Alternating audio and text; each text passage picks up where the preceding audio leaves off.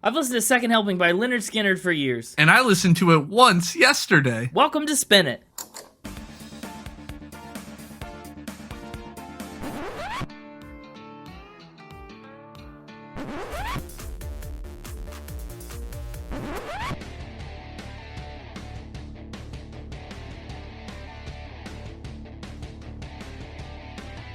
Hello, everybody, and welcome back to Spin It, the record ranking podcast for people who would rather be listening to music. I'm James, and over there, your second helping of voices for the podcast, it's Connor. Play Freebird. We're not playing Freebird. We're only tangentially talking about Freebird. Well, that's no fun. It's plenty of fun.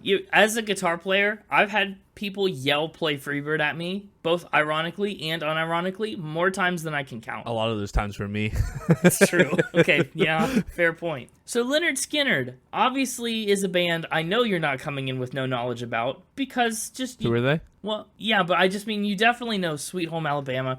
You obviously at least know of Freebird. How much of Lynyrd Skynyrd do you know? Do you know much like other Southern rock? Allman Brothers? Tom Petty, the band? What's your level of familiar? Freebird's like the hardest song on Guitar Hero 3 Legends of Rock. Guitar Hero 3, yeah. You know, right up there with Santana and Black Magic Woman. And yeah, well, no, it's like one of the like bonus songs you can unlock. you have to be so good to even play it. And it's hard. But like on a scale of 1 to 10, how much Lynyrd Skynyrd do you know? That is a great question. I'd say I know him a 4. A 4. Okay. I know him a 4. That's like a medium amount. Solid. But like medium low. Medium low. Yeah. They're not, other than their super popular ones, they're not one I go to as often. Right. Little pink in the middle. Not well done. Well, medium well. Yeah. Or medium rare. Not medium. Yeah, right. Calm down. What's wrong with you? Is that how you eat your steaks? I used to go well done. What? I did. Oh, no. It was not my fault. I've since converted to medium. I can't believe. Man, you just really like chewing on rubber. It's just the only way I had ever had steak. Even though I just complained about it, why don't you cook my Lynyrd Skynyrd steak a little more? Make it a little less pink for me. Okay, what a weird metaphor. I'll inform you a little more so your knowledge of Lynyrd Skynyrd can increase from a 4 out of 10 to maybe a 5 or 6 or 7 or 10 out of 10. We'll get you a well done Freebird. Well done, Freebird. Lynyrd Skynyrd is from Jacksonville, Florida. Their sweet home is not Alabama. You may be shocked to know. But the band's history kind of starts in 1963 and also comes from a lot of different places. But in 1963, 11-year-old Alan Collins gets his first guitar. And he starts a little band called The Mods. And he starts playing in some local Battle of the Bands. Meanwhile, jump cut to the Battle of the Bands. The Mods are competing with a band called Us, who features a vocalist by the name of Ronnie Van Zant. There's also another band running around called Me, You, and Him, which is an awesome band name. And it features Larry Johnstrom on the bass, who would actually help found Lynyrd Skynyrd and then later go on to play in 38 Special. And that band also has Bob Burns on the drums and Gary Rossington on the guitar. So everything's happening at the Battle of the Bands. But in the meantime, they also love to play baseball. That's right. That seems like a thing you already knew. Oh, yeah. Based on how we said it simultaneously. Yeah. That would be a good clue. So even though they were all in these bands and competing against each other, they really didn't meet until they started playing ball together. In 1964, that's when they officially met, but apparently they were not very good ball players. Ronnie Van Zant hit a ball at Bob Burns on accident, and he injured him.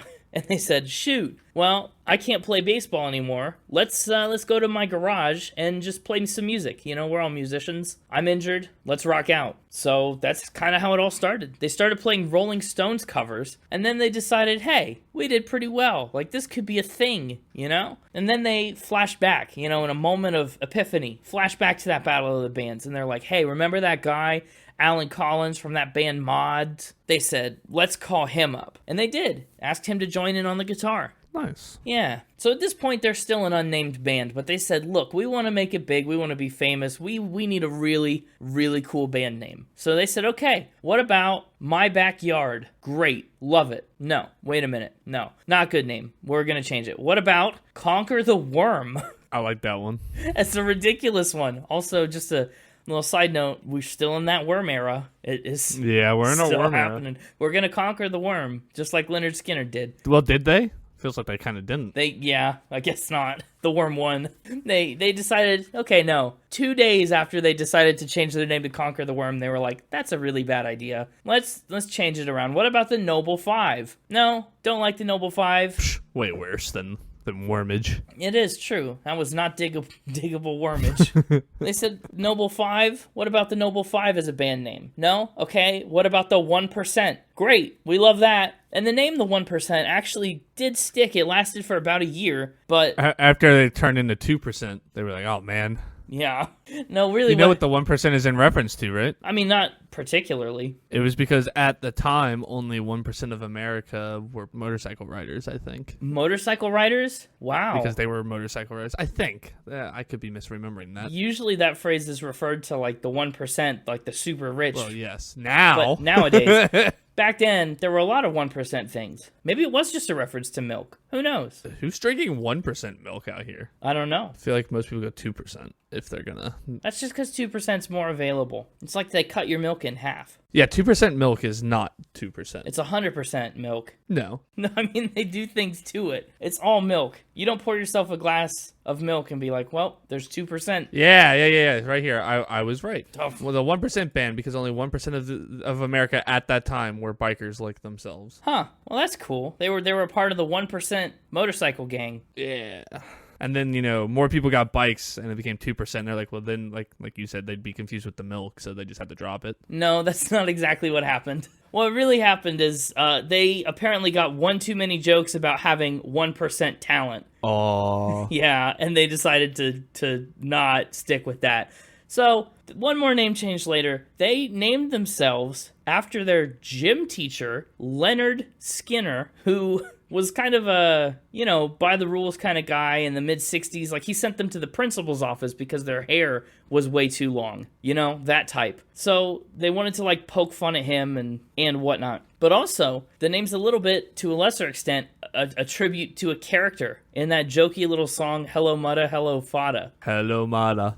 Hello, Fada. Yeah. Here I am at Camp Granada. Yeah, where the kid's writing a letter home from camp. I knew you would know that song because it was a significant staple for Dr. Demento. Yeah. Yeah.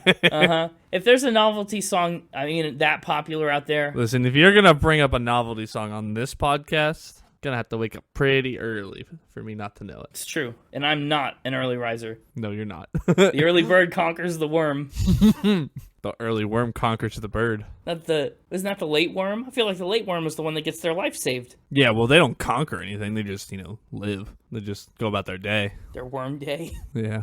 Well, they liked Lynyrd Skynyrd, ironically. But so it wasn't too much of a ripoff. They decided to change the spelling of the name and replace all the vowels with Y's and then add a D to the end of Skinner. So now they're Lynyrd Skynyrd. Do you think those Y's count as vowels? Sometimes. In this case, yes, they do, I think. You think? Yeah. Because if not, they'd be probably one of the longest band titles without any vowels, if I had to guess. You might be right, but they have to count as... Sometimes they do, sometimes they don't. I never know. You're right. But, what is actually, the solid classification for when it's a consonant? No clue. Just so we feel like it. Y represents a consonant when it starts off a word or syllable, as in yard, lawyer, or beyond. So... Technically... So 2 of the Y's are consonants and 2 of them are vowels. Yeah. Lynyrd Skynyrd. Yeah, the 2 erds are consonants. Are consonant Y's. Lynn and Sky are vowels. Is what you're claiming. Yeah. Lynyrd Skynyrd single-handedly proves that Y is sometimes a vowel. I'm going to choose to say they're all consonants, just so that my theory works. Right. You chose wrongly, but okay. I bet it's not even true. I bet there's another... This isn't a challenge. I bet there's another band out there with more consonants consecutively. Longest band title with no vowels. The 1975 has at least 4 characters. Well, I'm just saying with no vowels. Anywhere in the band name. Wow, here's a 10 great bands with all caps, no vowel names. Why is this a list that exists? I don't know. That's weird. Anyway, where were you? I got us distracted with vowel talk. Right, Lynyrd Skynyrd. They changed the vowels to Y's and they added a D so it wasn't too much like Lynyrd Skynyrd. And they were... Plausible deniability. Well, I suppose, but is that really going to hold up in court? How can you realistically say, wow, what a coincidence, Lynyrd Skynyrd and Lynyrd Skynyrd, totally an original idea? Totally an original idea. Completely different spelling. Yeah, true. Only homophones, not homonyms. Yeah, I mean, there's even a D in it. I mean, It's come true. on. That's true. So that's the origins of the name. They had some lineup changes between their formation and their debut, but they put out their first album, ironically called Pronounced Lynyrd Skynyrd, Yeah. in 1973. It's spelled out, like, phonetically. Yeah. And it is a hit-packed record. Like, holy debut. It's got I Ain't the One, Tuesday's Gone, Give Me 3 Steps, Simple Man. That's side A of Pronounced Lynyrd Skynyrd. And there's a few other tracks. You know, side B closes out with the absolute rock legend Freebird. It's remarkable. And they were real perfectionists about it. They rehearsed and rehearsed. They knew every note of every solo, had it all planned out, and did not change it. They didn't improvise. They figured out how they wanted it to sound, and they made it happen consistently, which is honestly kind of rare, but I think serves their work really well. Their debut album sold 1 million copies and hit number 19 on the Billboard Hot 100. Not too bad for a brand new Southern rock band. And also, significant opportunity to grow their fan base. They had the opportunity to open for The Who on their American Quadrophenia tour. Who? The Who. Who? The Who. All right, now I'm bored of this bit. You outlasted me. I did it. Good, because I couldn't figure out a way to, like, Get out of it. Yeah. Yes. Wore me down. You Doctor Strange to me. Dormammu, I've come to bargain. Come to bargain. And then we'll just edit it down so the 6 years that we recorded this, the audience only has to hear it once. Exactly. So their first album's definitely a hit, but they've still got a lot more in the tank. And that comes in the form of Second Helping. Second Helping is a very appropriate title for a sophomore album. It's your second helping of Lynyrd Skynyrd. It came out in early 1974, and I think, to me, while that first record is really hit-packed, I think this record expands a lot on their Southern rock roots in a way that really, matures their sound without compromising it. It's very cool. Plus, I really wanted to do an album, where we could contextualize, Sweet Home Alabama. Sometimes that's what I like to do on this podcast. I like to pick a record with a really famous, well-known song, and then, put it in the context of when it came out. Yeah. But by the time Second Helping comes around, we got to talk about the lineup changes they made. Skynyrd's a bigger band. They've always kind of had more people. But 1974, the lineup is Ronnie Van Zant on vocals, Gary Rossington playing the guitar, Alan Collins on the guitar, Ed King did guitar, bass, and vocals, and Leon Wilkeson played the bass. Bob Burns was on the drums, and Billy Powell played keyboards. So that's a pretty sizable band. Not your usual 2-piece, 3-piece, 4-piece artists. A lot of talent packed in there. Second Helping is maybe not as much of a stunner as their first album was, but it features still another round of big hits. But also, I think a few you might not know. It's another reason I wanted to pick it. How many of these 8 tracks did you know beforehand? Sweet Home Alabama is a given, right? Who? No. No. Alabama. I knew at least one. Yeah, Sweet Home Alabama, the given. I think that was it. Really? On this album, yeah. Okay. I grew up with a Lynyrd Skynyrd Greatest Hits record. Like a 2-disc thing. And so from this album, before I had listened to the whole thing, I knew at least 6 out of these 8 tracks. That's cool. It is cool. Really, the only tracks that surprised me were The Needle and the Spoon and maybe I Need You, but I'm not sure. And the cat's in the cradle with the needle and the spoon. No. Very different song. Very different song that you just created. It's about a drug house. Yeah. So even though a lot of these songs maybe haven't stood the test of time as well as hits, it was actually a bigger hit than their first record when it released, which I think is a consequence of their first record being so good. Everyone wanted to get in on the ground floor for the second record. This one hit number 12 on the Billboard charts, and it earned gold certification within the year. By 1987, a couple years later, it would go double platinum. Critical reception, though, on the flip side, was a little mixed. Kind of skeptical that the band showed a lack of professionalism and really kind of put their best foot forward with their first record, and now we're just on the decline. Which I think is an absurd take. This is not a bad second album. Maybe not as good as the first, but come on. Also, like so many of these albums that we've talked about, Second Helping was largely recorded at the record plant in Los Angeles, that famous studio. Nice. So you're going to hear more about that record today. Go listen to it if you haven't yet. You'll have a southern rockin' time. But after Second Helping, the band continued on a pretty strong run between 1974 and 1977. They put out 3 more albums over that 3-year period, just keeping them coming. But that's when tragedy struck, and things kind of ground to a halt really suddenly. In 1977, after a performance, the band hopped on a plane to get to their next show in a hurry, right? It was far away, they had to travel all the way down to Louisiana. Unfortunately, the plane ran out of fuel mid-journey, and they had to do an emergency landing. So what happened was, the plane went down into the woods.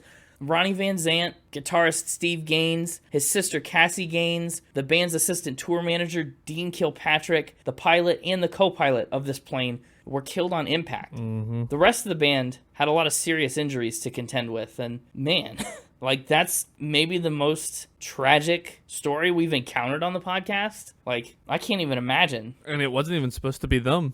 We almost covered this crash really early on in the podcast. That's true. Yeah, Aerosmith was almost on that plane. They literally did an inspection of that plane because they were supposed to rent it. And then they felt the plane and the crew were not up to standards, so they ended up going with a different plane. That's right. And then Lynyrd Skynyrd rented it. Yeah, and apparently did not do as thorough of a check on the crew and the plane, and yikes. But that's true. And also, it was the last time Lynyrd Skynyrd was going to charter one of those planes. They were about to do an upgrade, and they were like, okay, after this one, we'll make changes. Dang. Yeah, I know. Really unfortunate. And it happened just 3 days after the release of their Street Survivors record. Oof. So after that, they understandably went dark. They kind of disappeared. Other than a one-off performance of Freebird in 1979, they were on a serious hiatus as a band. Some of the remaining members did go on to work on solo projects, but as a band, they wouldn't put anything together until a whole decade later in 1987. Also, interestingly, them still continuing to use the name Lynyrd Skynyrd has caused some legal issues. Well, they did abandon it for a little bit, and then they decided to go back to it. They did, yeah. Well, so after the plane crash, just afterwards, the survivors agreed that they were going to abandon the name altogether because they didn't want to, profit off the tragedy. They wanted to respect the deceased and their friends and not use that as leverage. So that was what they tried for a while. And then they were like, but now we're not making any money, so... Well, they had to bring it back, and when they did, they were actually sued by Van Zant and Gaines' widows, who they actually now pay 30% of their touring revenue to, because that's what they would have made if they, had survived and continued to tour. And even then, even after that, there was a provision that any iteration of Lynyrd Skynyrd had to include at least Gary Rossington and no fewer than 2 of the 4 crash surviving members, which I think stopped being possible in 2001 after Alan Collins and Leon Wilkeson had passed away. And at this point, Gary Rossington also has passed recently, in March of 2023. March, right? Yeah. Yeah, Bob Burns, Ed King also passed away. In March, Gary Rossington, who was the last founding member of the band, passed away. And that's really bizarre to think about. Lynyrd Skynyrd is still around and touring, but every single member that worked on Second Helping has passed away at this point. Yeah, usually at that point, you just become a cover band. Yeah, you would think, but I don't know, it is what it is. But either way, they had a lot of success with the music they did manage to put out. To date, the band has sold more than 28 million records in the United States alone. They were inducted into the Rock and Roll Hall of Fame in 2006. After 7 failed attempts. Yeah, it was not easy goings. Or 6 failed attempts. They had a lot of failed attempts at the Rock and Roll Hall of Fame. Yeah, and they wouldn't be the only ones. A lot of people have tried and failed. We talked about Yes, right? Didn't Yes have a lot of... Yes. All right. Well, Skinner did too, yeah. Who? They're also in there. But Lynyrd Skynyrd did make it in 2006. They finally got there. Sweet Home Alabama and Freebird have both earned Grammy Hall of Fame awards. And in 2004, so it's been 20 years, but in 2004, Rolling Stone named them the 95th greatest artist of all time. How's that steak? Did I cook that a little more 5-6? Yeah. It's not so bloody. Good? Great? You know the stuff that you, like, cook out of the steak isn't blood, right? No, but that's what they call it. Yeah, that's what they call it. Say, I want my steak bloody. Fair. Are you ready to get your steak cooked? I'm hopeful that we can at least go 50-50, medium, on Factor Spin this week. Go medium well? Yeah, I'll do medium pretty well. That's my hope. Well, let's get them on out here, shall we? A medium is certainly not rare on Factor Spin. Bring in the mixtaper. Tell me some facts or lies about Lynyrd Skynyrd. Hey, it's me, the mixtaper. Hello, mixtaper. How are you? We have a dark round of Factor Spin this week. Why? It's a darker round. Is that because we're recording at night? Oh, well, that too. It's literally darker out. It's always dark when I record. I turn off all the lights and sit in the darkness. Fair enough. But what's dark about this round? So you'll see when we get into the facts. Oh, dear. Okay, well, what's up first? Up first, they won a Guinness World Record. See, that sounds happy, but I'm not naive enough to believe that it's not dark. What Guinness World Record do they hold? For being the band that's still performing with the most members who have died. Oh my gosh, that is incredibly dark. Interesting, but dark. Now you say one, like, is that in the past that they held this? Have they been beaten? I don't know if they've been beaten. I doubt it, but could not confirm. Well, a lot of bands out there are getting old. Yeah, but a lot of them aren't still going. That's true. The key is you have to have a lot of people who died and still be performing. Yeah, those are the two components. They were, like I said, they were a bigger band. Yep. 7, sometimes more at some points. And yeah, so that makes this interesting. Yeah, this is hard. I don't know if I have any real questions about this. My main question would have just been if they still held the record, but I guess who did they take this record from? Who had it before? I don't know. I don't know if it existed before. It might have been made specifically for them. Oh. Yeah, that is a pretty dark start, but I'm going to say I guess it's a fact. Is this a thing Guinness even cares about? I don't know, but Going with fact? yeah, I'm calling it true. This is a true fact. Yikes. Yeah. Yeah, like you said, they had, like 5 or 6 people die in the plane crash. Since then, most of the other members of the plane crash have died. Some of the original members who left before this album are now dead. Mm-hmm. They've had a lot of members of the band who are no longer with us. Yeah. All right. Well, there's your first one. Okay. Are we getting darker or lighter a little bit, maybe? I'll leave that up to you to decide. Oh, jeez. None of the band members were wearing shoes at the time of the crash. Oh, wow. This is just a straight up fact about the plane crash. Yeah. Okay, well, they were pretty far into the flight. Like, they were flying to, what, New Orleans or Baton Rouge? Somewhere in Louisiana. And the plane crashed not far from their destination. So my guess is they'd been on the plane for quite a while. And it's not like a public flight, right? Where, you know, people look at you funny and wrinkle their noses if you take your shoes off. They're like just among friends, you know? And it's the 70s. Well, and also, several of the band members didn't wear shoes when performing live. You know, they'd be barefoot up on stage. But none of them, though? We've got like 14 shoes to think about here. Why is this a thing that was known? Is this like, it doesn't matter, really, right? It's just a random little fact. Yeah. One of the surviving members, I forget which one, he wasn't wearing shoes, but he had on socks, and the plane crash literally knocked his socks off. Oh, well. They were barely hanging onto his feet, and he couldn't fix them due to his injuries. That would honestly be one of my lowest priorities, I think, in the moment. Yeah, I think I'm going to say this one's a fact as well. Also a true fact? I don't know, though. None of them. Oh, he's second guessing himself. It's just that you're saying none of them, and the absolute is what's throwing me off. Because that means if any one of them were wearing shoes, which is probably not unlikely, this would be false. I'm going to say it's not true. I'm going to say this is a spin. Ooh, he's changed his mind. Go and spin. I'm pivoting. He's pivoted. The none. None scares me away too much. Okay. This is a true fact. Really? No shoes at all. I have like 4 sources that all say none of the band members were wearing shoes at the time of this plane crash. That's so interesting. No really other information about how they know that or why. Just that they all report that.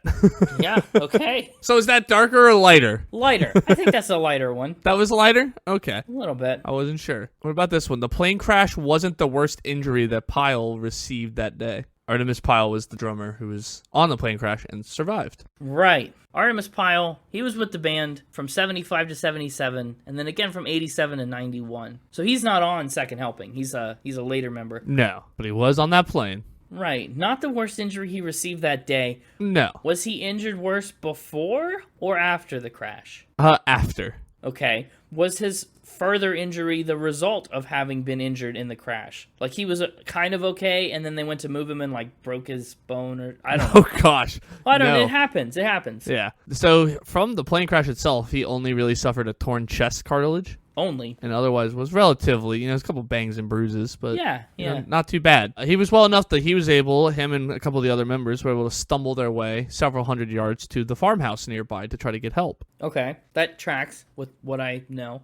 This isn't a situation where the farmer is, like, wielding a weapon, right? It sure is. Oh, no. Farmer sees a bunch of tattered people stumbling towards his farmhouse and assumes they're escaped convicts. Not necessarily an unreasonable assumption, but also maybe couldn't you like hear the plane crash? Maybe I don't know. So he brings out his gun and he tries to fire a warning shot to tell them to stay back. Yeah, and it sounds like that goes awry. Yeah, well, the warning shot that was supposed to go over Pyle's head instead hit him in the shoulder. Jeez. So he got shot right after after being in a plane crash. That's insane. But is it true? Well, what happens after this? Do they yell out, "Stop"? Like, ow, first of all. Second of all, this isn't what you think. Yeah. Well, I mean, he survived and made a full recovery, so I assume he didn't continue to shoot them. No, I just mean, like, the farmer heard them out. That's wild. I can't. But is it true? You were about to say, I can't believe it. I was. But do you? I was, it's true, but I actually do. I can believe it. So you're going with true fact? Well, I know they stumbled to a farmhouse. I don't know about the escaped convict thing, I guess, but I don't know. A warning shot anywhere near them, kind of doing a little more than warning. That's questionable. Warning shots are usually right up in the air. It's true. So going with a true fact. Locking that in? Yeah, I'm locking in a true fact. This is absurd if it's true. This is a true fact. Absurd. That's wild. Like, what awful luck to end up in a plane crash and then get shot. Comparatively speaking, I would hardly call his luck that day awful, but that's fair. Yeah, that is a bummer. All right, well, I guess we're on to our last one. I guess so. This was really dark. Are these all plane crash facts? Not directly. Okay. Van Zant's problems didn't end after he died. Uh-oh. Is this another fact about suing a ghost like Stevie Wonder did, or I don't remember how it all went down. What problems is he facing after death? 2 problems. Okay, one of which is... The first is the marble slab from his gravesite was stolen. Oh, that is easy for me to believe, I think. When was it stolen? 1982. Okay, by like a devoted fan, or... They don't know. Oh, so never found then? No, it was found. Oh, where'd they find it? In a riverbed 2 weeks later. Someone just chucked it in a river? Wow, maybe not a fan. Anti-fan. What's the second problem he's got? His body was illegally dug up. No, wow, that's wild. When? I don't know. I don't have a date for that one. Like, if you had to guess, like, recently after the accident, or... No, I think it was... Or like 2 weeks ago. It was a few years later. Okay. Again, like, by grave robbers or fans? Did they take anything? Did they leave him there? Or take him somewhere else? Why'd they do this? To confirm a rumor. Oh, did he have shoes on? Is that the rumor?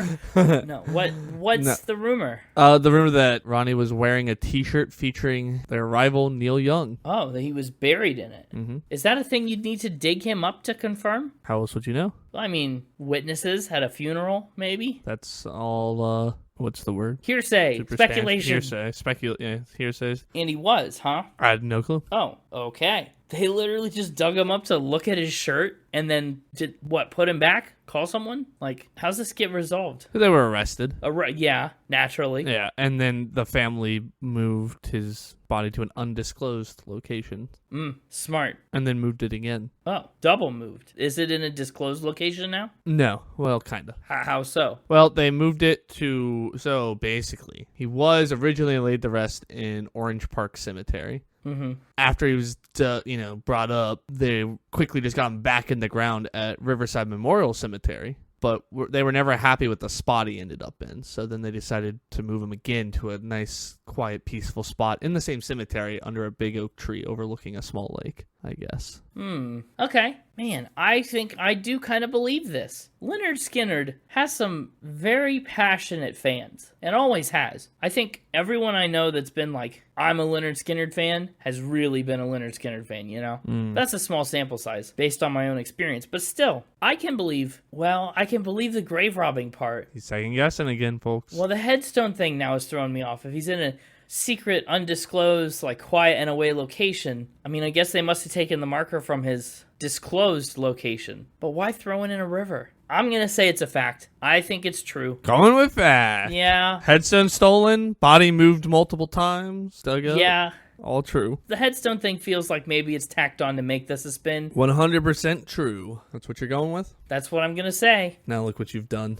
Uh-oh. You've made this a medium well-round a factor spin, because this is a true fact. A true fact. That's honestly disheartening. People out there, Yeah. spin it PSA. Stop digging up graves. Just don't. Just don't. How about not? Yeah. Spin its official response to digging up people. How about not?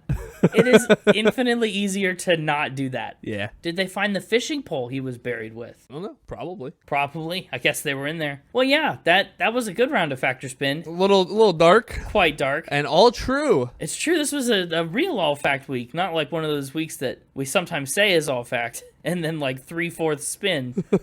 Genuinely, all facts. All facts, and it was medium well. You overcooked it. Little bit. I tried my best to get 50-50. I really did, but what can I say? If you just continued to second guess yourself on that last one, could have made it happen. You know what it is this week? I didn't ask you any questions, and you didn't tell me no lies.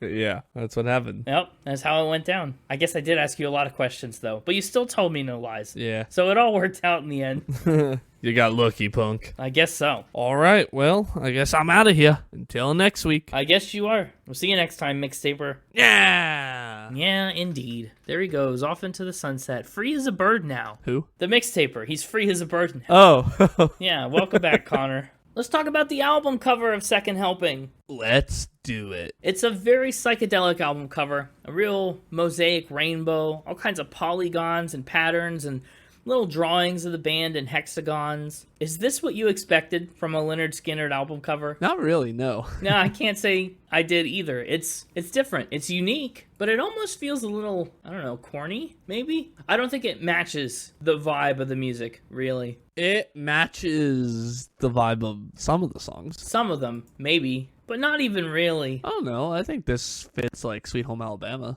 Maybe. Okay. All right. I guess. It's cool. It's a very colorful album cover. Yeah, I like it. I like the like rainbow with wings. It's almost like monkey shaped.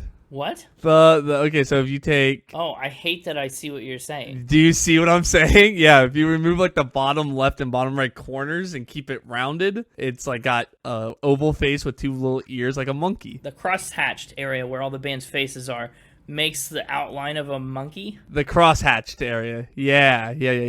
Yeah. Okay. I don't know. What animal would you go with? I don't think I would go with an animal. That's not the question. I'm just saying that, okay, so the corners kind of mess it up, right? Where it boxes back out. But if you remove the corners, it's absolutely... And like the way the Lynyrd Skynyrd part at the top, like, arcs, it absolutely makes like the top of a head and like some ears. Yeah, I see what you're saying. I just don't see how you got there. My pattern recognition. The pattern-seeking brain. Yeah, that's where it went. It's like how... Are you the kind of person that doesn't really see shapes in clouds? No, I do. I just never would have thought of that, looking at this. It's like one of the first things I saw when I was looking at it. Well, Sweet Home Alabama is up first. We've only got 8 tracks to talk about this time. Sweet Home Alabama is the opener track. It's Lynyrd Skynyrd's first charting single. How many times do you think you've heard all or part of this song in your life? A lot. A lot.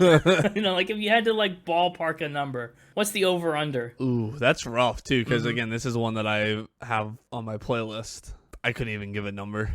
I feel like any numbers are going to be ridiculously too high or too low. I know. I'm going to say probably a safe number is around 250. I think I'm over 250. That's around what I was feeling too. Yeah, that feels like a reasonable, like every movie I've seen with this in it once or twice, all the times I've listened to this album, all the times it's come on the radio, all the times I've driven through Alabama, I've absolutely put this song on, because how can you not? All the times I've played it on a guitar, if that counts. Oh yeah, you've got that to contend with. Yeah. I don't think I've ever played this song. That could be a fun goal for you. It's an easier one to learn. 3 little chords. Well, 4. There's a 4th one in there sometimes. Anyway, let's talk about Sweet Home Alabama. Do you like it? I mean, if you've heard it 250 times, it must be good, right? If it's on your playlist. Yeah, I love this song. Good. Well, in 1970, Neil Young, not a part of Lynyrd Skynyrd, Neil Young wrote an accusatory song called Southern Man. It was about racism in the American South. Lynyrd Skynyrd did not love that. They said, okay, well, that's not really how the South actually is. Like, let's tell you the true story. And so their response, their little clapback to Neil Young, is Sweet Home Alabama. And you can hear it pretty directly in the verses. I heard Mr. Young sing about her. I heard old Neil put her down. And in verse 2, they even assert that a Southern man don't need him around anyhow. They kind of turn his own song title against him. But it's not like in a malicious way. Yeah. They were, like you already mentioned during Factor Spin, they were buds, and they liked each other's music and, were mutual inspirations. Actually, after the plane crash, Neil Young himself even performed Sweet Home Alabama at a memorial for the band. Oh, wow. That's cool. It is cool. I think the song's a pretty effective rebuttal to Neil Young's Southern Man. They talk about all the great things in the state, from the family and the memories to the famous places, a lot of the history behind Alabama, and they do actually push back against some of the state's more unsavory history. Neil Young calls them out for a lot, painting with a broad brush, and they said, well, first of all, we're not all like that, and not everything is bad. Notably, they call out their famously anti-desegregationist former governor, George Wallace. They say we all did what we can do. Like, we know that wasn't a great thing, but our power to push back against it was limited. Actually, George Wallace did not realize the sarcasm in the song, and he thought that there was like a song of praise for him. And so you know what he did? What did he do? He made Lynyrd Skynyrd lieutenant colonels in the Alabama State Militia. Oh, gosh. I know. I thought that would maybe come up in Factor Spin. But Lynyrd Skynyrd is officially honorary lieutenant colonels, I guess. One of the things you notice right off the bat in this song is that countdown in the intro. They 1, 2, 3, they count it in. That was done by Ed King. Mm-hmm. But then you hear Ronnie Van Zant say, turn it up. That was an accident, not intentional. Oh. I know. What happened, he was asking the engineers for more sound in his headphones so he could monitor the recording. He couldn't hear it well, and so he told them to turn it up. And I never knew that. I always assumed that it was intentional because it's so in time with the count that just happens and the opening guitar riff. Yeah. Speaking of that riff, instantly recognizable, or at least instantly mistakable for Werewolves of London or Kid Rock's All Summer Long. But mostly what I mean is when I hear those songs come on, I assume it's Sweet Home Alabama until proven otherwise. That little riff was invented by Gary Rossington. He said, I had this little riff, it's the little picking part, and I kept playing it over and over when we were waiting on everyone to arrive from rehearsal. Ronnie and I were sitting there, and he kept saying, play that again. Then Ronnie wrote the lyrics, and Ed and I wrote the music. It really does ride that riff all the way to the end of the song. That's cool. Also, the guitar solo in this song is iconic and so memorable. It's so good. Oh, no, it absolutely is. It rocks hard. But, fun fact, it's played entirely in the wrong key. Kind of. The first, this is technical, so you might not, I can't tell you what you might not do, you get mad at me. This is technical, but the first chord in the chord progression is a D chord, right? D major, but it's the 5 chord that they're working with. The actual song is in the key of G, and it goes 5, 4, 1. Somewhere along the line, King gets his wires crossed, ends up making this whole solo in the key of E minor pentatonic, which actually happens to be the relative minor of G major. Pentatonics? We did an episode on them. Yeah, we did, but this isn't quite the same. Feels the same. Yeah, sure. Anyway, that's Sweet Home Alabama, one of the most famous Lynyrd Skynyrd tracks of all time, and honestly, I don't even know if I could say one of. The only one that gives it any run for its money is Freebird, and I think a lot of people know of Freebird, but I think almost everybody's heard Sweet Home Alabama. Yeah, absolutely. I forget what you said at the beginning. How many of these songs did you say you knew before this album? 4? 3? I knew a lot of them. A lot. Well, did you know I Need You? I did. Not surprised. It's this slow, hazy little ballad track It's nice. It's a great way to follow up the ripping southern rock of Sweet Home Alabama. It's very laid back, but not like in an apathetic way, in a almost a mournful way. Pleading. I don't know. You're the ballad guy. What'd you think? Big fan. Of course. Who's not a big fan? This song is almost 7 minutes long. It does not feel like a 7-minute song. It sweeps you away. It does, actually. It does? Oh. But like in a good way. Oh, like you wanted it to keep going. It ended and you went, more. Exactly. I need a second helping. Give me more. Right. The song's all about the band's experience touring and being on the road. The speaker's talking to this partner he's frequently away from. Says, ain't no need to worry, I'll be coming home soon. Lyrically, I think it's pretty easy, but it's sweet enough. It's not too complicated. Ooh, baby, I love you. What more can I say? Honestly, apparently not much. That's about all he does say. I need you. I miss you. I need you much more than just a piece of leg, which is, I think, a notably dated expression. I don't know. I think we should bring it back. Bringing it back? Okay. A piece of leg. What's it mean? But it's like you like them for their looks, you know, for their legs. Oh. Yeah. But what if I like them for their arms? And then you got a piece of arm, I guess. Just whatever piece you like the most. Piece of nostril. I think that's a weird one. I think if you refer to someone as your piece of nostril, you get some weird looks. You get some weird pieces of eye. Lyrically, yeah, a little strange. But musically, I think I Need You is a song that demands your attention, and it really makes you feel that longing right along with them. This is our not first song about being lonely out on tour. How do you think it compares to some of the others, like Twisted Sister and The Price? I think I like this one better. I think I agree. They're very different styles, but this one is maybe the best out on tour and I Miss You song we've had so far. Ooh, I don't know about that. Really? Ooh, what one would you put above it? I don't know.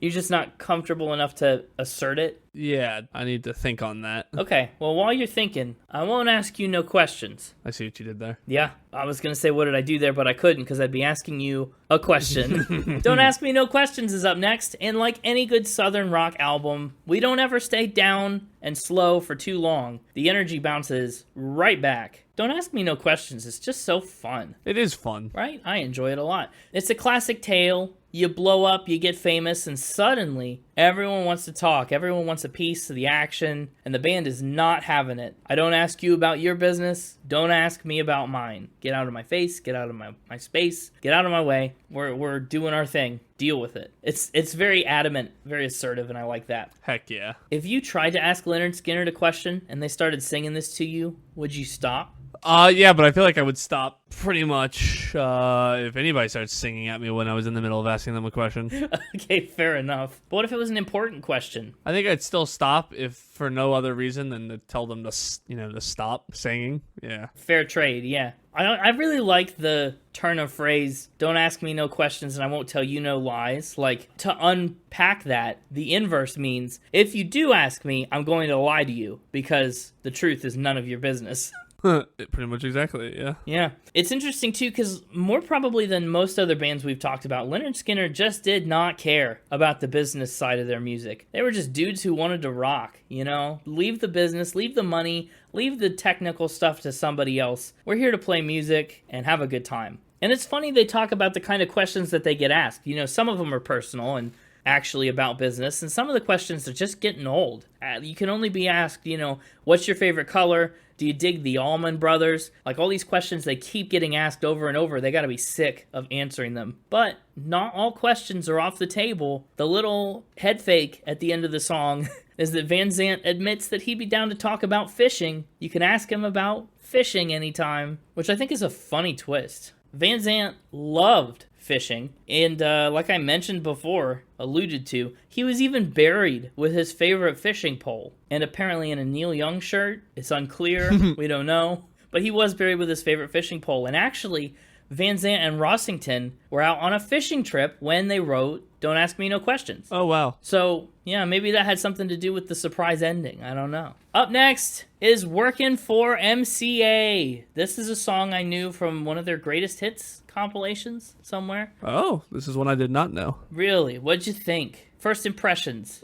Wow. I mean, it's no Sweet Home Alabama, and it's no I Need You, and frankly, it's no Don't Ask Me No Questions. But hey. Yeah, it's been my least favorite of the 4 so far. I mean, that's fair, understandable, and also same. It's another song about work, but this one actually gives a little bit more of a glimpse into the life. You know, it kind of chronicles the tale of Lynyrd Skynyrd, from their 7 years of hard luck as an unknown band to their Yankee slicker, producer Al Cooper. And we don't need to go over the whole thing again, because that's pretty much what the beginning of the podcast was for. But that's what this is all about. Their beginnings and their origin. MCA is a record label. They signed the band for $9,000 initially. And even though they don't care much for the business side, definitely they knew a sketchy deal when they saw one. You know, they're getting pressured. Like, we want you to sign this contract today. Yeah. But they agreed to it. Soon they're headed out to California to be a superstar band, on the threat of scarring if they don't get paid. Heck yeah. They really clap back at their employers. It's kind of an interesting dynamic, an interesting relationship between band and label, because they come right out of the gate threatening them.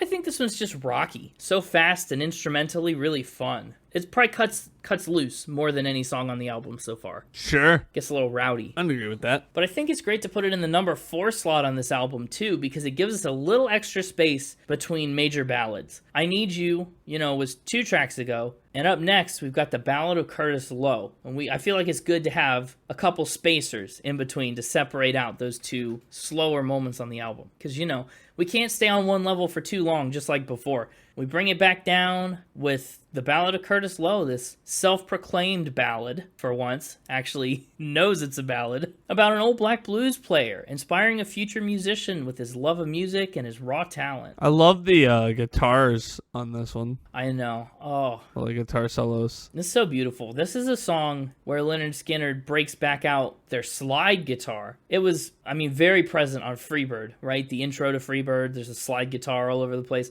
Curtis Loew also has one, and it sounds so good. It's probably my favorite of the band's slower songs, out of any of them, I think. It's a good one. Yeah, is this one you knew beforehand? Yeah. Ah, good. I was going to say, you better have. This is one case where I would... Oh. I know. What would you have done if I didn't? I would have been really happy that you do now. That was an excellent opportunity for you to say, I don't know, but it would have been significant. Oh, it would have been. That's true. Well, I didn't know, and it would have been significant. Wow, when was the last episode we said that? It's been a while. It's been a bit, but you just got a second helping of that joke. All right, now. Curtis Loew wasn't a real person, but he's been referred to as a composite of a bunch of different people. Some folks have interpreted him as a bit of a tribute to all kinds of talented musicians who were never able to break through and make it big on account of race. Some people, have just said he's like a particular inspiring figure in the life of the band. It's never really straight up said, but Curtis Loew himself is a fictional composite. It's pretty cool. It's a narrative song, so it kind of tells this straightforward story about a kid who seems to be the lone admirer of old Curtis Loew's stories and his dobro pickin' ways. There's really nothing super hidden in the lyrics. It's not a very metaphorical song, but wow, is it pretty. And such a good world-building, storytelling song. I feel like we get to know these characters really, really well in the 4 and 5 verses we spend with them. At the end of the song, in the 4th verse, Curtis dies alone, and in true blues fashion, nobody comes to the funeral. And one of the best lines on the song, if not the album, if not Lynyrd Skynyrd's entire lyric writing career, is on the day he lost his life, that's all he had to lose. And that hits home, what a punch. I think it's a great song. What a tribute, what a character, what an exercise in storytelling to create this experience that really almost feels nostalgic, even for people who have never lived it. That's something special. And then we move into another low-stakes song. We can't stay low, pun intended, for too long, so we pick it back up moderately with the nitty-gritty little swamp music. Ah, yes, swamp music. The music Shrek listens to. Shrek probably would. If he listened to Lynyrd Skynyrd, this maybe would be his favorite song. Also, did you catch it? Did you recognize it? Yes. I knew you would. Totally. I knew you would. 100%. Definitely caught it. That's good. Definitely caught it. It proves you're learning. So no need to really talk about it. I feel like you caught it. The audience maybe didn't catch it. I caught it. Oh, right. For the audience. Let's say it together. Oh, okay. You want to say it together? Yeah, say it together. Okay. Count me down. Go ahead. 3, 2, 1. 1. The 12-bar blues The are back. 12-bar blues are back. Sorry, there must have been a little bit of a delay. Must have been some latency there. It didn't sound like we were quite in sync, but I'm sure you were. Totally said that in sync. I'm sure you said it right in time with me. Yeah. The struggles of recording from different states. Long distance. Yeah, it's been such a problem so many times before. Anyway, yeah, this is the return of the 12-bar blues, that classic 1-4-1-5-4-1 chord progression. It's really well disguised here, though. I had to, turn it up and put my ear right up to my speaker and, You got turned? yeah, I did. Listening to swamp music. Turn up? Yeah, it's very well disguised. It's because of some of this guitar work they do over top of it intermittently. It's changed a little bit, but it's there nonetheless. And really, that guitar work, to me, is what's always made swamp music pretty notable. I love the way they lean into the repetition in the chorus. Swamp, swamp, swamp, swamp music. Isn't that fun? Or is it not, repetitive guy? It's okay. Okay. Swamp music also wasn't your favorite? Nah. Really? I'm not surprised that it wasn't your favorite, but I'm surprised that it got just an eh. It gets middle third of the album. Middle third of the album. Well, there's only 8 tracks, so honestly, okay, that's pretty good. Oh. Ooh. So I guess let's do quadrants so it's divisible. It's in the third quadrant. Third quadrant, so it's either track number 5 or 6. Okay. Yeah. Probably. I might take that back. It might be bottom quadrant. Bottom quadrant? Really? Yeah, I think it's bottom quadrant. Well, what do you put below it? Is it The Needle and the Spoon, or is it Working for MCA? Working for MCA. Really? I think I'm the opposite. I would put The Needle and the Spoon probably for me at the bottom of the album. Oh, well, really? Are we ready to move on to that one? Yeah, I think so. I was trying to use that as a natural transition point, and it seems like it worked. No, it did. Well, The Needle and the Spoon, if it wasn't obvious right away, The Needle and the Spoon is an unabashed heroin song, but it's not lauding. It's a little bash. It's a little abashed. Yeah, it's about the damaging effects that drugs can have and the negative impact that can have on your life. And as such, it's another medium-paced, slower song. Needle and the Spoon, to me, in my mind, it just doesn't stick with me. Swamp music feels fun and memorable. Working for MCA, it's got a storytelling element to it. The Needle and the Spoon just kind of drops out of my mind as soon as I'm done listening to it. Interesting. Yeah. Well, the speaker starts out in a dark place. You know, he's far away from home. He's crying. The needle and the spoon and the trip to the moon took me away. Don't say it. We're back to the moon. I'm sorry. I didn't even think about it. We're in our moon face. I know. I didn't even realize said it. moon. I went through and took all my notes for this album and everything. And just now, when I looked at this trip to the moon, I was like, shoot, it's here too. That's so... Hold on. The moon phase. That's 5 in a row. It's 5 episodes in a row we've been in the moon phase. The moon phase is... Yeah. We can't escape it.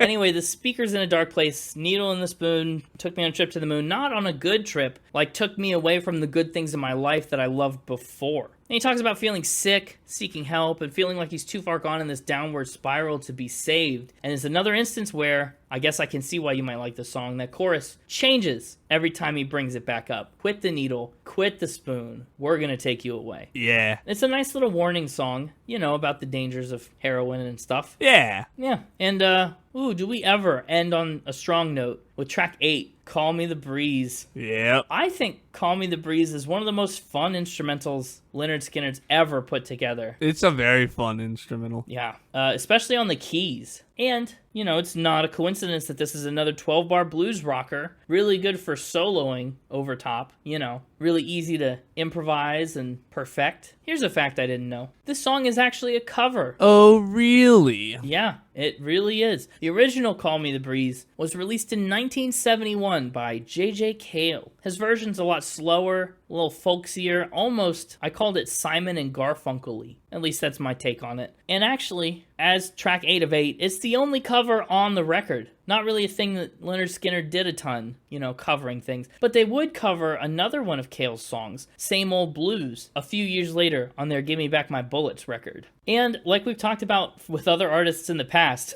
Lynyrd Skynyrd's cover of the song, like, actually propped him up financially. And it let him stop making music as a source of income, like a job, and really freed J.J. Cale up just to do it for fun, as he wanted to. And even though it wasn't his job, J.J. Cale still started cranking out a ton of hits. He also wrote other songs you may know, like Cocaine, After Midnight, and Travelin' Light, all popularized by Eric Clapton, and a bunch more. I like the horns. I know, right? The brass section on Call Me the Breeze. Yeah, and it's really more trombone than like your traditional horns are mainly all trumpet. Yeah. I think it's a trombone. It sounds like a trombone. In my mind, it's a trombone. Right.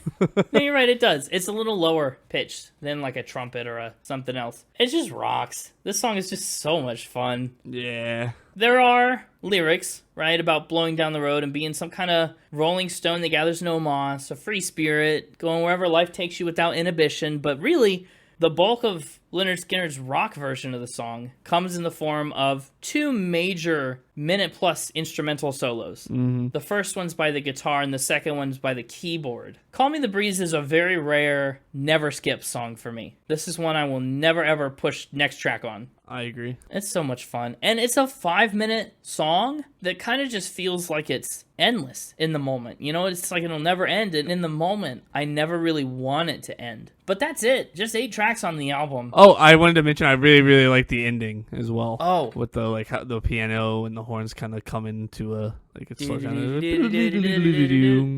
Yeah. Yeah. Big ending. Good ending. We love a big ending. Good ending. And you know what else is a good ending? Final Spin. We've talked a lot about the album, all the stuff. Let me give you my scores, and I'll break it down a tiny, tiny little bit. Music is getting a 90. Lyrics, getting an 86. Instruments and production, 89. And overall vibe, also 89. Puts the overall score at an 89.5 and ranks it at number 106. I think the score I'm most up in the air with on that is lyrics. The lyric score hinges for me on Curtis Loew, on Sweet Home Alabama, Working for MCA, and Don't Ask Me No Questions. Are you wanting to go up or down with it? I think maybe 86 is a touch high, but not really. I don't know. It's just a situation where this album and Skynyrd in general for me, it's all about the music, like the high spirits and fun instrumentals that really showcase their talent as musicians to the fullest. And it's not necessarily about their propensity for poetic lyrics, you know? I don't think of Second Helping as a big lyrics album. I see. But it's still, I mean, like I said, it's got its moments. The Neil Young clapback of Sweet Home Alabama and the beautiful storytelling Ballad of Curtis Loew, like it gets there. It's just not the first thing that comes to mind. So anyway, number 106 for me. What a blast. As for me,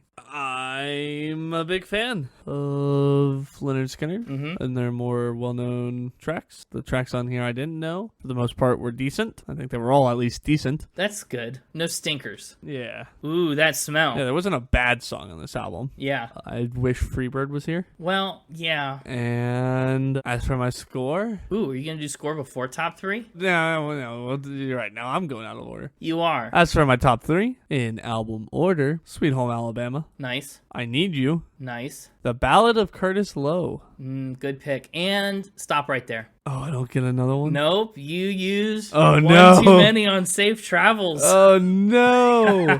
I wanted to wait and spring it on you this time to hear your true thoughts, so you couldn't manipulate your top 3. One truly had to be left out. So sad. Elton John will be so disappointed. Stop. It's no surprise. I mean, everything after that, you called in your bottom quarter of the album, except for this one, so... It's not true. Bottom 2 quadrants. My bad. I didn't say where the needle and the spoon was. Oh, where is the needle and the spoon? It doesn't matter. No, you're right, it doesn't. The world will never know your top 3. Predictable top 3, I would say. No surprises in the slightest. I'm a predictable person. That's not true. And none of the songs that you didn't know made the top 3. No. Sounds like everything you knew was already good, and then everything else really was just decent for you. Yeah, there's a reason I knew the stuff I knew. I guess so. As for my score... Drop it on me. Drop it like it's hot. Oh, gosh. But, well, if it's hot, don't drop it on me. This one's getting a 7 out of 10 for me. Oh, I'm a little surprised. Little surprised indeed. Yeah, me too.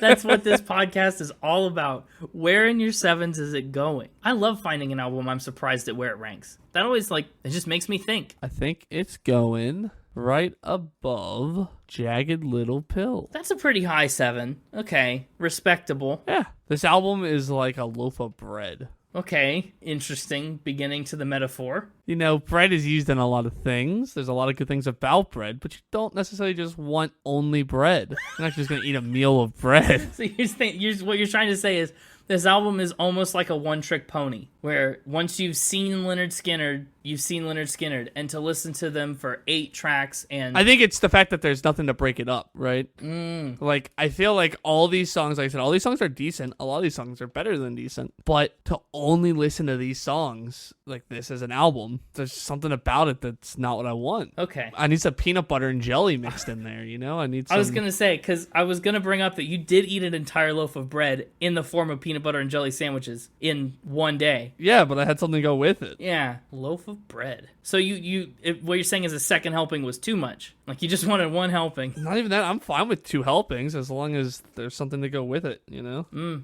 I'll gladly eat 2 helpings of Lynyrd Skynyrd as long as I have like a little Elton John or, I don't know, Michael Bublé or Billy Joel or something to go with it. A palate cleanser. As for my unit, Oh, yeah, right. I almost feel like I need to go with loaves of bread now. Well, it feels a little reminiscent of the baker's dozen. Yeah. But I guess if we're not going to go with loaves of bread, we'll go with 7 monkeys 7 monkeys. out of 10. Like the album cover, looking Yeah. like a monkey. Yeah. We'll see what the people say. Hopefully they're not jumping on the bed. Oh my gosh. We've talked about that before on the Monkeys episode. Yeah. Oh wait, yeah, are you giving it monkeys with an EY or monkeys with an EE? This is with an EY. Okay, just making sure. Just have to double check. This is actually with an IE. Yeah, you're the expert. Oh, gosh. And what are you thinking for the playlist? We can literally take a quarter of this album. I mean, you got to take Sweet Home Alabama. You don't gotta. You got to. Okay, well, if that's your pick. Yeah. My pick has to be Call Me the Breeze. We'll bookend it. Cool. It's just too much fun to leave off. Hear that other 6 tracks? Be more fun. Be more fun. Needle in the Spoon. That's probably a bad track to be super fun. They're having too much fun. Yeah. Well, that's going to do it for another week and another episode of Spin It. Your first helping of Lynyrd Skynyrd and their album Second Helping. We'll be back for a 3rd helping of Spin It next week. Well, honestly, it'll be more like 109th helping of Spin It next week. But it'll be there. It's a lot of helpings. It's a lot of helpings. I hope we're not like a loaf of bread. Please enjoy other things in between. But when it comes time for next week, you can find the podcast wherever you listen to podcasts. Like, rate, stars, and comment, and help us grow. All the things, please. All the things. Tell a friend who sees shapes in the clouds about the podcast. Or monkeys in the album art. That's right. You can find us on social media, on Twitter, at SpinItPod, on Instagram, and on Threads now, at SpinItPodOfficial, and on the web at www.spinitpod.com. That's what I've got to say. Is that what you've got to say? Any last-minute additions? Keep spinning. Oh, keep spinning. Keep spinning. Keep spinning, spinning, spinning.